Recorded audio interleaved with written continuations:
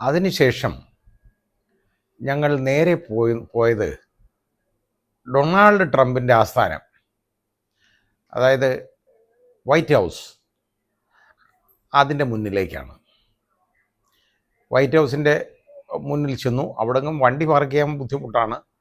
എന്നാലും ഒരു സൈഡിൽ എൻ്റെ കൂടെയുള്ള രണ്ടുപേരെ, അതായത് എൻ്റെ ഭാര്യയും അതുപോലെ തന്നെ ബിജോയുടെ വൈഫിനെയും വണ്ടിയിലിരുത്തിയതിന് ശേഷം ഞങ്ങൾ നടന്ന് നേരെ വൈറ്റ് ഹൗസിൻ്റെ മുന്നിൽ എത്തി. അപ്പോൾ വളരെ ദൂരെ നിന്നാണ് ഈ കോമ്പൗണ്ട് ഉള്ളത്, ആ വൈറ്റ് ഹൗസിൻ്റെ ഈ റോഡുമായിട്ടുള്ളത്. അപ്പോൾ അവിടെ ചെന്ന് കഴിഞ്ഞപ്പോൾ അവിടുത്തെ ധാരാളം പോലീസുകാർ, പിന്നെ സീക്രട്ട് സർവീസ് ഏജൻസ് ഒക്കെ നിൽപ്പുണ്ട്. കുറച്ച് ആളുകളും ഇവിടെ കാണാനായിട്ട് വന്ന് നിൽപ്പുണ്ട്. അതിൻ്റെ മുന്നിൽ നിന്നുകൊണ്ട്, റോഡിൽ നിന്നുകൊണ്ട് ഇതിൻ്റെ ഫോട്ടോ എടുത്തു കഴിഞ്ഞപ്പോൾ ഈ എൻ്റെ കൂടെയുള്ള ബിജോയ് ചെന്നിട്ട് പറഞ്ഞു, അപ്പോൾ അവിടെ മുമ്പിൽ ഒരു ചങ്ങല ഇട്ടേക്കാണ്. അത് കഴിഞ്ഞാൽ ഒരു ഗ്രൗണ്ടാണ്. ആ ഗ്രൗണ്ടും കഴിഞ്ഞാണ് പിന്നെ വൈറ്റ് ഹൗസ്. അപ്പോൾ ഈ ഗ്രൗണ്ടിലേക്ക് മുമ്പ് ആളുകളെ വിടുമായിരുന്നു. ഇപ്പോൾ ആളുകളെ വിടുന്ന ആ ഇടപാട് നിർത്തിയോ എന്ന് ചോദിച്ചു. ഇല്ല, അത് ഉടനെ തുറക്കും എന്ന് അവർ പറഞ്ഞു. ഏതാണ്ട് ഞങ്ങളവിടെ നിൽക്കുമ്പോൾ തന്നെ ഒരു 2 മിനിറ്റ് കഴിഞ്ഞപ്പോഴത്തേക്ക് വന്ന് അവർ ആ ചങ്ങല പതുക്കെ അഴിച്ച് താഴെ ഇട്ടിട്ട് നമുക്ക് അതിൽ കൂടെ അകത്തോട്ട് കയറാം. അങ്ങനെ ഞങ്ങൾ ആ മൈതാനത്തേക്ക് തന്നെ കയറി. പിന്നെ ഞാൻ നോക്കിയപ്പോൾ ഇതിനടുത്തോട്ട് പോയിട്ട് വേറെ കാര്യമൊന്നുമില്ല. കാരണം ഇതിനകത്ത് ഒരിക്കലും കയറാൻ പറ്റത്തില്ല വൈറ്റ് ഹൗസിൽ. ഇതിൻ്റെ അടുത്ത് ആ മൈതാനത്തിലോട്ട് കുറേ കൂടെ മുമ്പോട്ട് പോയി നിന്ന് കണ്ടാലും എല്ലാം കാഴ്ച ഒന്നേ ഉള്ളൂ. അവിടെ നിന്നുകൊണ്ട് വൈറ്റ് ഹൗസിൻ്റെ ഫോട്ടോകൾ വീണ്ടും പകർത്തിയതിന് ശേഷം ഞങ്ങൾ തിരികെ വരികയാണ്. തിരികെ വന്ന് അന്നത്തെ പര്യടനം അവസാനിപ്പിക്കുന്നതിന് മുമ്പായിട്ട് അപ്പോഴത്തേക്ക് ഞങ്ങൾക്ക് ഈ ഇവിടെ നമ്മുടെ എയ്റോസ്പേസ് കാണാനുള്ള സമയമായി. അപ്പോൾ എയ്റോസ്പേസ് കാണണമെങ്കിൽ ഞങ്ങൾക്ക് അവിടെ ഞങ്ങൾ ചെന്ന് കഴിഞ്ഞപ്പോൾ അവിടെ ടിക്കറ്റ് നമ്മൾ ഓൺലൈനിൽ തന്നെ അവിടെ ചെന്നിട്ട് എടുക്കണം. അതിന് പൈസ ഒന്നും കൊടുക്കണ്ട, ഫ്രീ ആണ്. ആ എയ്റോസ്പേസ് മ്യൂസിയം എന്ന് പറയുന്നത് ഒരു വലിയ ഒരു സംഭവമാണ്. എനിക്കിത് ഇത്രയും അറിഞ്ഞൂടാ. അപ്പോൾ അവിടെ വന്നപ്പോൾ ഈ ആദ്യം അതിൻ്റെ നൂലാമാല അത് എൻ്റെ മൊബൈലിൽ തന്നെ ഞാൻ എടുക്കാനിടയായി. കാരണം ബിജോയ് നോക്കിയിട്ട് എടുക്കാൻ പറ്റിയില്ല. അത് സ്കാൻ ചെയ്തപ്പോൾ എനിക്ക് കിട്ടി, ബിജോയുടെ മൊബൈലിൽ കിട്ടിയില്ല. അപ്പോൾ സ്കാനിങ്ങിൻ്റെ അത് അവിടെ വെച്ചിട്ടുണ്ട്. ഇത് കഴിഞ്ഞ് നോക്കിയപ്പോൾ കുറേ ആളുകളുണ്ട്. അതിനകത്തുനിന്ന് ഒരുപാട് ആളുകൾ ഇറങ്ങി പോവുകയൊക്കെ ചെയ്യുന്നുണ്ട് വെളിയിലേക്ക്. അപ്പോൾ അകത്ത് കയറണമെങ്കിൽ ഇങ്ങനെ വലിയ പ്രശ്നമുണ്ട്. പിന്നെ അത് സ്കാൻ ചെയ്തതെടുത്തു, ടിക്കറ്റ് നോക്കിയപ്പോൾ എന്താണെന്നറിയോ, അപ്പോൾ ഞങ്ങൾ ചെന്നപ്പോൾ അത് ഒരു 3:30 മണി കഴിഞ്ഞു. ഈ 3:30 മണി കഴിഞ്ഞതുകൊണ്ട് മാത്രം നമുക്ക് അപ്പോൾ നോക്കിയപ്പോൾ അടുത്ത സ്ലോട്ട് 4 മണിയുടെ ഉള്ളൂ. അപ്പോൾ 4 മണിയുടെ സ്ലോട്ടിൽ ഞങ്ങൾ കൊടുത്തു കഴിഞ്ഞപ്പോൾ ഞങ്ങൾക്ക് ഉള്ള ടിക്കറ്റ് കിട്ടി എല്ലാവർക്കും. അതിൻ്റെ ബാർകോഡും എല്ലാം കറക്റ്റായിട്ട് വന്നു കഴിഞ്ഞ് ഞങ്ങളവിടെ നോക്കി നിന്നു. 4 മണി എന്ന് പറഞ്ഞാൽ 3:59 അത് ഉറങ്ങുന്നില്ല. 4 മണിയായപ്പോൾ അവിടെ വന്ന് ആ റിബണൊക്കെ അത് അവരങ്ങോട്ട് മാറ്റിയിട്ട് പറഞ്ഞു, ബുക്ക് ചെയ്തവർക്ക് 4 മണിക്ക് അവർ ക്യൂവിൽ നിൽക്കണം, എന്നിട്ട് കയറാൻ പറഞ്ഞു അകത്തോട്ട്. അങ്ങനെ ഞങ്ങൾ എയ്റോസ്പേസ് മ്യൂസിയത്തിലേക്ക് കയറുകയാണ്. അവിടെ ഈ പറഞ്ഞതുപോലെ നമുക്ക് സ്കാനിങ് മെഷീനൊക്കെ ഉണ്ട്. നമ്മുടെ കയ്യിലുള്ള സാധനങ്ങളൊക്കെ സ്കാൻ ചെയ്യും. നമ്മുടെ ശരീര പരിശോധന ഒക്കെ നടത്തും. നമ്മളെ ഇതിനകത്തൂടെ കയറ്റിവിടും എല്ലാം.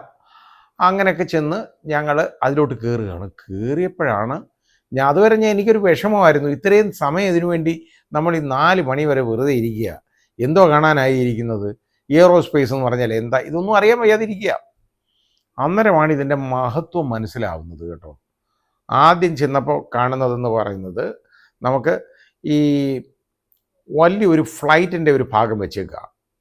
അത് ഒറിജിനലാണ്, അത് മുഴുവനുണ്ട്, അല്ലാതെ പുതുതായിട്ട് നിർമ്മിച്ചൊന്നും വെച്ചേക്കല്ല. ആ ഫ്ലൈറ്റിൻ്റെ ഭാഗം തന്നെ കോക്പിറ്റ് ഭാഗം മുറിച്ചെടുത്ത് വെച്ചേക്കാണ്. എന്നിട്ട് അതിൻ്റെ മുറിച്ചെടുത്ത് വെച്ചേക്കുന്നത് നമ്മുടെ ഈ 747 ഉണ്ടല്ലോ, ഡ്രീം ലൈനർ എന്നുള്ള അപകടത്തിൽപ്പെട്ട 747, ആ 747-ൻ്റെ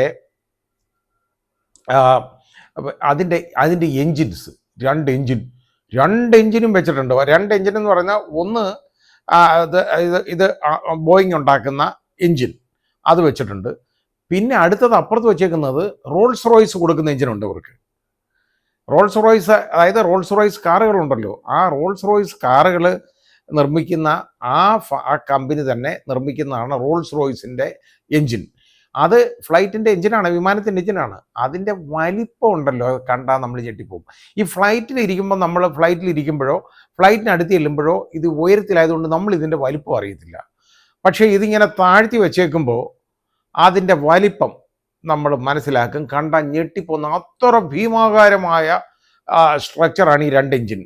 ഈ 2 എഞ്ചിനൊക്കെയാണ് ഒരു പക്ഷി വന്ന് കയറി കഴിഞ്ഞു കഴിഞ്ഞാൽ അതിന് കുഴപ്പം വരുന്നതെന്ന് തോന്നുമ്പോഴാണ് നമുക്ക് അതിശയം വരുന്നത്. കാരണം അതിൽ ഒരുപാട് കാര്യങ്ങൾ അതിനകത്തുണ്ടല്ലോ, ചെറിയ ഡെലിക്കേറ്റ് ആയിട്ടുള്ള ഒരുപാട് സ്ട്രക്ചേഴ്സ് അതിനുണ്ട്. അപ്പോൾ അതുകൊണ്ടാണ് അത് കേടുവരുന്നതും അപകടം ഉണ്ടാകുന്നതും എഞ്ചിൻ നിന്ന് പോകുന്നതൊക്കെ. അപ്പോൾ ഇത് ഈ റോൾസ് റോയ്സിൻ്റെ എഞ്ചിനും കണ്ടു, അല്ലാതെ അതിൻ്റെ ഒറിജിനൽ എഞ്ചിനും ബോയിങ്ങിൻ്റെ എഞ്ചിനും കണ്ടു. അത് എല്ലാം കണ്ടു. അത് കഴിഞ്ഞിട്ട് പിന്നെ തൊട്ടപ്പുറത്താണ് നമ്മൾ നോക്കുമ്പോഴാണ് നമ്മുടെ ഈ ചന്ദ്രനിലിറങ്ങിയ, അതായത് നീൽ ആംസ്ട്രോങ്ങും എഡിൽ ആർഡ്രനും കൂടെ പോയിട്ട് ചന്ദ്രനിലിറങ്ങിയല്ലോ, മൈക്കിൾ കോളിൻസ്, 3 പേരാണ് അന്ന് ചന്ദ്രനിലിറങ്ങിയതിൽ. ആ 2 പേരാണ് ഇറങ്ങിയത്, മറ്റേ ആൾ മാതൃപേടകത്തിലിരിക്കുന്നേ ഉള്ളൂ. ആ ഇറങ്ങിയ, അതായത് അതുണ്ടല്ലോ, ആ ഇറങ്ങിയ ആ വാഹനം, ആ പേടകം ഉണ്ടല്ലോ, അതുപോലെ തന്നെ കൊണ്ടുവന്നിട്ട് അത് പ്രിസർവ് ചെയ്ത് അവിടെ വെച്ചേക്കാണ്. അത് വളരെ ഭീമാകാരമായൊരു സ്ട്രക്ചറാണ് കേട്ടോ അതിനകത്ത്. എന്നാലും അതിനകത്ത് കയറിക്കൂടിയ ഇവർ എങ്ങനെ ഇരുന്നു എന്നുള്ളത് നമ്മൾ കണ്ടാൽ നമുക്ക് ഞെട്ടിപ്പോകും. കാരണം അത് എങ്ങനെ ഒരു മനുഷ്യനെ അടച്ച് അതിനകത്ത് ഇരിക്കാൻ വെക്കും എന്ന് നമുക്ക് ഊഹിക്കാൻ പോലും പറ്റുന്നതല്ല. പിന്നെ അതുപോലെ തന്നെ ഈ റോക്കറ്റുകൾ, അതിൻ്റെ ലൂണാർ, അതൊക്കെ അന്ന് മുതലുള്ള പഴയ റോക്കറ്റ് മുതലുള്ള റോക്കറ്റുകൾ, പല ലോഞ്ചറുകൾ, സാറ്റലൈറ്റ് ലോഞ്ചറുകൾ, ഇതെല്ലാം അവിടെ ഇരിപ്പുണ്ട്. ഇതുപോലെ തന്നെ തിരിച്ച് കൊണ്ടുവന്ന ഇതേപോലെ. പിന്നെ അവർ ഈ മാഴ്സിലിറങ്ങിയല്ലോ, ചൊവ്വയിൽ, ആ പേടകം തിരിച്ച് ഒറിജിനൽ പേടകം തന്നെ ഇതിനകത്ത് ആ മാഴ്സിൽ കൊണ്ടുവന്ന പേടകം തിരിച്ചു വെച്ചിട്ടുണ്ട്. ഇങ്ങനെയുള്ള ഒരുപാട് കാര്യങ്ങളാണ് അവിടെ കാണാനുള്ളത്. നമ്മൾ ഒരിക്കലും കാണും എന്ന് നമ്മൾ പ്രതീക്ഷിക്കുന്ന കാര്യങ്ങളല്ല. ആ ചന്ദ്രനിലിറങ്ങിയ ആ സാധനം നമുക്ക് തൊട്ടടുത്ത് കാണുക, അതാണ് വലിയ അതിശയം. നമുക്ക് അതിൽ തൊടാനൊന്നും അവർ സമ്മതിക്കത്തില്ല, അതിനടുത്ത് തന്നെ ചെല്ലാം. അത് നമുക്ക് അതിൻ്റെ ഫോട്ടോഗ്രാഫ്സൊക്കെ എടുക്കാം. ഇതിനകത്ത് ഫോട്ടോഗ്രാഫ്സ് എടുക്കുന്നതിനൊന്നും ഒരു റെസ്ട്രിക്ഷൻസും ഇല്ല.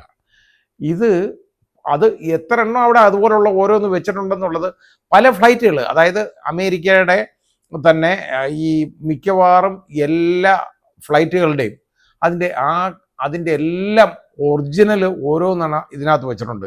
അത്രയും ഒരു ഹ്യൂജായിട്ടുള്ള ബിൽഡിംഗാണ്. അതിൽ ഒരുപാട് നടക്കാനുണ്ട് കേട്ടോ. അത് 3 നിലയാണ്. അതിലെ 2 നിലകൾ മുഴുവൻ ഇങ്ങനെയുള്ള കാര്യങ്ങൾക്ക് വേണ്ടി വെച്ചേക്കുകയാണ്. അതിൽ ആദ്യത്തെ നില കയറി കഴിഞ്ഞാൽ പിന്നെ നമുക്ക് ഒന്നുകിൽ എസ്കലേറ്റർ കയറാം, അല്ലെന്നുണ്ടെങ്കിൽ എലിവേറ്ററിൽ കയറാം. ഇത് രണ്ടും ഉണ്ട്. ആ എലിവേറ്ററിൽ കയറിയാൽ നമുക്ക് നേരെ 2ാമത്തെ നിലയ്ക്ക് ഇറങ്ങാം. ഞങ്ങളങ്ങനെ ഇറങ്ങുമ്പോൾ കാണുന്നത് എന്തെന്നറിയാം, നല്ല മനോഹരമായൊരു കാഴ്ചയാണ്. അതായത് ഒരു വിമാനത്തിൻ്റെ കോക്പിറ്റ് തുറന്നു വെച്ചേക്കുക ഒരു സൈഡ്. അതായത് ഈ ക്യാപ്റ്റനൊക്കെ അവർക്ക് പ്രത്യേകം വാതിലുണ്ടല്ലോ. ഈ അകത്തൂടെ അല്ലാതെ, ഫ്ലൈറ്റിൻ്റെ അകത്തൂടെ അല്ലാതെ ചെന്ന് കയറുന്നത്, അകത്തൂടെ തന്നെ അവരുടെ വാതിലിൽ കൂടെ നമുക്ക് കയറാം. ആ കയറുന്ന ഒറിജിനൽ കോക്പിറ്റ് അവിടെ വെച്ചേക്കുക. അത് നമുക്ക് കയറി അത് വിശദമായിട്ട് കാണാം കേട്ടോ. അത് കൊള്ളാം, നല്ലൊരു കാര്യമാണ്. പിന്നെ അടുത്തതായിട്ട് ഈ ഫ്ലൈറ്റിൻ്റെ ട്രെയിനിങ് കൊടുക്കുന്ന അതൊക്കെ കാണുക എന്ന് പറയുന്നത് ജീവിതത്തിൽ നമുക്ക് വല്ലപ്പോഴും കിട്ടുന്ന ഒരു അവസരമല്ലേ. വേറെ എങ്ങും നമുക്ക് ഇന്ത്യയിലൊന്നും അത് കാണാൻ കിട്ടുകയില്ല. കാരണം ഇതൊരു കോക്പിറ്റിലൊന്നും നമുക്ക് കയറണമെങ്കിൽ പൈലറ്റിൻ്റെ അനുവാദമൊക്കെ ഉണ്ടെങ്കിൽ അതും യഥാർത്ഥത്തിൽ നിയമവിരുദ്ധമാണ്. അവർ പെർമിറ്റ് ചെയ്യാൻ പാടില്ല എന്നുള്ളതാണ്. എന്നാലും പണ്ട് ഞാൻ കയറി കണ്ടിട്ടുണ്ട്. കാരണം എൻ്റെ ഒരു സുഹൃത്ത് പൈലറ്റായിട്ടിരുന്ന ഒരു ഫ്ലൈറ്റിൽ ഈ കോക്പിറ്റിൽ കയറി കാണാനുള്ള അവസരം തന്നു കേട്ടോ. അന്നും ഇത് വലിയ പ്രശ്നമില്ല. പിന്നെയാണ് ഇത് വലിയ പ്രശ്നമായി, കോക്പിറ്റിലൊന്നും ആരെയും കയറ്റാൻ പാടില്ല എന്നുള്ളത്. പിന്നെ ഞാൻ ആരെയും കോക്പിറ്റിൽ പ്രവേശിപ്പിക്കുന്നത് ഞാൻ കണ്ടിട്ടില്ല. അപ്പോൾ ഇത് കഴിഞ്ഞിട്ട് ഈ സിമുലേറ്റർ എന്ന് പറയുന്ന ഒരു സാധനമുണ്ട്, ഒരു വലിയ മെഷീനാണ്. ആ മെഷീൻ എന്ന് പറഞ്ഞാൽ ഫുള്ളി കമ്പ്യൂട്ടറൈസ്ഡ് ആണത്. അത് വലുതാണ്, ഒരു കോക്പിറ്റ് തന്നെയാണ് രൂപകൽപ്പന ചെയ്തേക്കുന്നത്. ആ കോക്പിറ്റ് എന്ന് പറയുന്നത് ആർട്ടിഫിഷ്യലാണിത്. അങ്ങനെ ഒരു സംഭവമില്ല. അതിൻ്റെ മുമ്പിൽ വലിയ സ്ക്രീനാണ്. നമ്മൾ ഈ ഡ്രൈവിങ് പഠിപ്പിക്കാനുള്ള സിമുലേറ്റർ ഇപ്പോൾ ഉണ്ടല്ലോ ഡ്രൈവിംഗ് സ്കൂളുകളിലൊക്കെ, അതെല്ലാവരും കണ്ടു കാണും. അപ്പോൾ അത് കണ്ടിട്ടുണ്ട്. അതുപോലെ തന്നെയാണ് ഇത് ഇങ്ങനെയുള്ളത്. അതിലും വലിയൊരു സ്ട്രക്ചറാണ് എന്നുള്ളത് മാത്രമേ ഉള്ളൂ ഇതിൻ്റെ പ്രത്യേകത. ഇത് ഒരു കോക്പിറ്റിലുള്ള എല്ലാ മെഷീനറി മുഴുവൻ സാധനങ്ങളും അതിനകത്ത് സ്വിച്ചുകൾ എല്ലാം അതിൻ്റെ ടോപ്പിലുള്ള കംപ്ലീറ്റ് ലൈറ്റുകൾ സൈഡിലുള്ളത് അതിൻ്റെ സ്റ്റിയറിങ് ഇങ്ങനെയുള്ള കാര്യങ്ങൾ എല്ലാം അതിലുണ്ട്. എന്നിട്ട് അത് നമുക്ക് അതിൽ സീറ്റുണ്ട്, നമ്മൾ അതിലൊന്നും കയറി ഇരിക്കാനൊന്നും അവർ സമ്മതിക്കുന്നില്ല. ഇത് ഓട്ടോമാറ്റിക്കലി വർക്ക് ചെയ്തേക്കാണ്. എങ്ങനെയാണ് ഒരു ടേക്ക് ഓഫ്, അതാണ് ആദ്യം കാണിക്കുന്നത്. അപ്പോൾ നമ്മൾ നോക്കുമ്പോൾ ഈ സ്ക്രീൻ നോക്കുമ്പോൾ നമ്മൾ തന്നെ ഈ ഫ്ലൈറ്റിൽ ഇങ്ങനെ പോകുന്ന ഒരു പ്രതീതിയാണ് ഉള്ളത്. അതിനകത്ത് കയറി നിൽക്കുമ്പോൾ ഇതിങ്ങനെ പോയിട്ട് അതിൻ്റെ ആ ശബ്ദം എല്ലാം വന്നിട്ട് യഥാർത്ഥത്തിൽ ഒരു വലിയ ഫ്ലൈറ്റ് ടേക്ക് ഓഫ് ചെയ്യുന്നത് പോലെ, ഒരു 777 ടേക്ക് ഓഫ് ചെയ്യുന്നത് പോലെ തന്നെ പോയിട്ട് അന്തരീക്ഷം ഇങ്ങനെ പതുക്കെ വന്ന് ടേക്ക് ഓഫ് ചെയ്യുക. എന്നിട്ട് അത് മുകളിൽ ചെന്നിട്ട് ഇങ്ങനെ പോകുന്നതാണ്. അത് മുഴുവൻ നമുക്ക് തോന്നും നമ്മൾ ആ ഫ്ലൈറ്റിൽ തന്നെ ഇരിക്കുകയാണ് എന്നുള്ള ഒരു ചിന്ത നമുക്ക് വരും. മാത്രമല്ല ഇത് നമുക്ക് പ്രിസൈസായിട്ട് കാണാം. അതായത് ഒരു പൈലറ്റ് ഇത് ഇരുന്നുകൊണ്ട് എങ്ങനെ ഈ വെളിവശം കാണുന്നു, അതായത് നമുക്ക് ആ ടാർമാർക്ക് മുഴുവൻ അത് കാണുന്നു എന്നുള്ളത് നമുക്ക് നന്നായിട്ട് അത് കാണാൻ പറ്റും.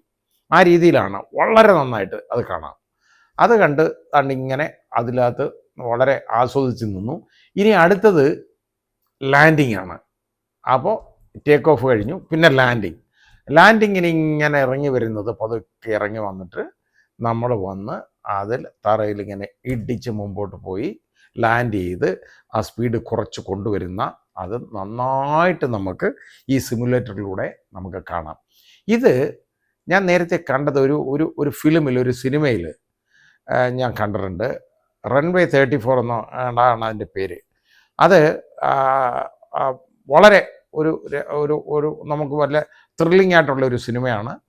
വളരെ അഡ്വേഴ്സ് ആയിട്ടുള്ള ക്ലൈമറ്റിൽ ഒരു പൈലറ്റ് കൊണ്ടുവന്ന് ആ ഫ്ലൈറ്റ് ഇറക്കി രക്ഷപ്പെടുത്തുന്നതാണ് ആളുകളെ, അവസാനം പോയി നിൽക്കുന്നതാണ്. എന്നിട്ട് അയാൾക്ക് നമ്മുടെ ഈ കോർട്ട് മാർഷൽ പോലെ അയാൾ അതിന് നേരിടേണ്ടി വരുന്ന കാര്യങ്ങളൊക്കെ അതിൽ കാണിച്ചിട്ടുണ്ട് കേട്ടോ. അതെല്ലാം നമുക്ക് അനുഭവവേദ്യമാകും ഇവിടെ ഇത് കാണുമ്പോൾ. അതൊരു വലിയ കാഴ്ചയായിരുന്നു, വളരെ നല്ലൊരു കാഴ്ചയായിരുന്നു. അത് ഏതായാലും ഒരു നഷ്ടം ഉണ്ടായില്ല അത്ര നേരം ഇരുന്നുകൊണ്ട്. പിന്നെ അപ്പോഴേക്ക് ഒരു 6 മണിയായി. പിന്നെ ഞങ്ങളുടെ പര്യടനം അന്നത്തെ മതിയാക്കിയിട്ട് ഞങ്ങൾ തിരിച്ച് ഞങ്ങൾ ബിജോയ് പോളിൻ്റെ വീട്ടിലേക്ക് മടങ്ങാനുണ്ടായത്.